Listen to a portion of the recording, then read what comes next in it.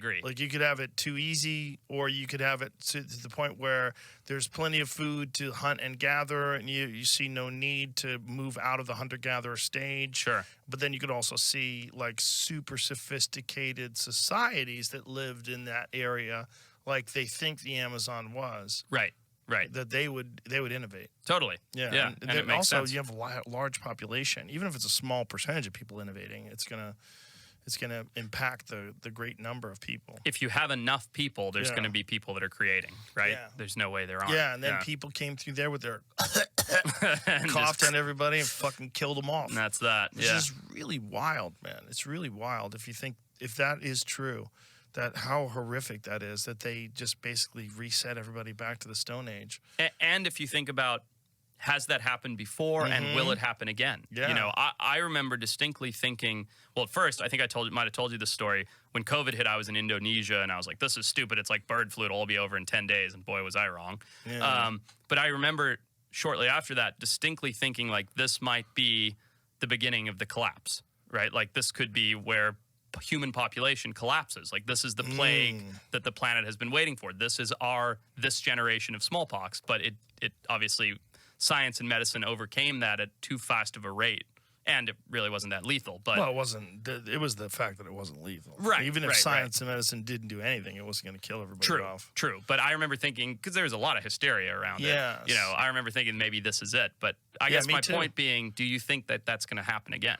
It certainly could. Yeah. I mean, it has before. It probably will again. I mean, I was scared of it too. In March of 2020, I thought, oh my God, it's going down. Right. When they were shutting the country down. Totally. Like, Jesus Christ, we're living in a movie. Everything, right? You couldn't go into a hospital. You couldn't, like, visit a grocery. Like, everything. It felt like the whole world was collapsing. The problem is there was an irresponsible level of fear that was promoted by the media, because the media has an interest in getting you to pay attention to what they're saying. And that irresponsible level of fear, the problem with that is, like, even if they know what they're doing, they know that it's propaganda, people get sucked in. Right. And then they get scared forever. And if you don't ever give them good data and you're always exaggerating the threat and exaggerating the death number and Dr. Lena Wen, who was like the biggest proponent of, you know, shut everything down, shame the unvaccinated, cast them out of society, all that. Now she's saying that what is like she had a recent article where she said they overestimated the amount of people that actually died from COVID.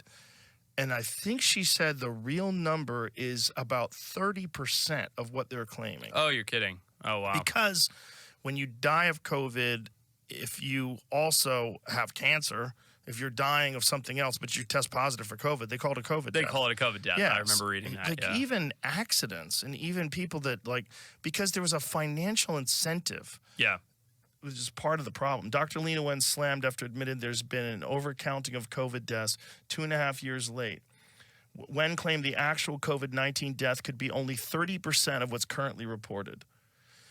There's also been, I mean, I don't know how the system exactly works, but there's been doctors that explained what incentive there is to put someone on a ventilator, what incentive there is to prescribe remdesivir. Because it's all financial decisions, right? Yeah. Because of the emergency use authorization, because of the pandemic, there's all these. And when you have money involved, things get fucking squirrely. Always. They get real weird. And, Always. And then I didn't realize, like, I'm so ignorant. I didn't know that most hospitals, or a large number of hospitals, are privately owned. They're businesses. Yeah. I was like, what? Yeah. You're like, wait a minute. I thought, like, where's this money coming from? Something that, like, the government funds so that we all take care of each other. Not here. Not in this country. No. Yeah, and then you have the fact that pharmaceutical companies are responsible for 75% of the ads on television. Really? Yes. 75%? 75% of the ads on television. We're one of 2 countries on Earth that allows pharmaceutical companies to advertise. I had no idea. The other one is New Zealand, and they're far more restrictive than we are. And so you have like so much financial incentive. And then we lost people in terms of like losing their mind and their anxiety that never came back. Yeah. Like I just saw an article today about how I think it's time to mask up at award shows again.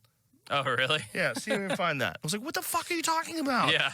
It's a cold. Right. It's basically gotten down to a cold To the now. point, yeah, it's become so benign to human beings. If you're that vulnerable, you shouldn't be going to the award show. In the first place. Yes. Yeah. If you're not healthy, like, Right.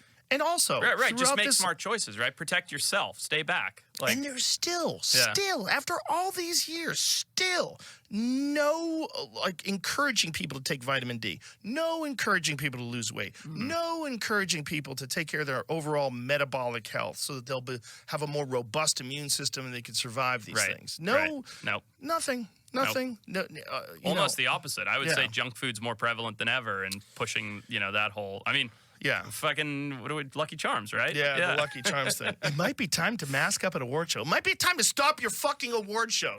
How about that? Nobody likes them. You guys like them. We don't even like them. We watch them because there's nothing else on. The kind of people that really like award shows, they wish they were there. I wish I was getting that award. I don't think, do they even televise them anymore? I don't even see them anymore. I mean, they televise the Oscars. Yeah. Well, I mean, I remember when that was like a big thing. Like you sit around and watch the Oscars. Like, I don't think I even heard the last time there was an Oscars. Yeah, you heard when Will Smith slapped Chris Rock. I did see that. That's it. Yeah, I did see that. That was the last fucking dying breath of the Oscars, I think. Yeah. It can't be so interesting. About that stuff. A mask. They don't work. That's the other thing. It's the other thing Lena Wen said. The cloth masks are essentially facial coverings. Like, she didn't say that at the beginning of the pandemic, but she said it recently. Interesting. On CNN, they're like, oh, they must have been very upset. What? Yeah. Well, I think she's realizing that her reputation is at stake. I see. And she's got to actually report real facts. Yeah. And so that, like, and also the writing on the wall. Like, when we're looking back at this from 5 years from now or 10 years from now, we're looking at adverse reactions and we're looking at all these different things and what we did to kids, how we stunted their development by masking everybody and keeping them at home. The whole thing's nuts. And it was a very mild pandemic in terms of, like, the Spanish what it could have flu been. and the Black Plague and the horrific pandemics of the past. Right. Yeah. Very true.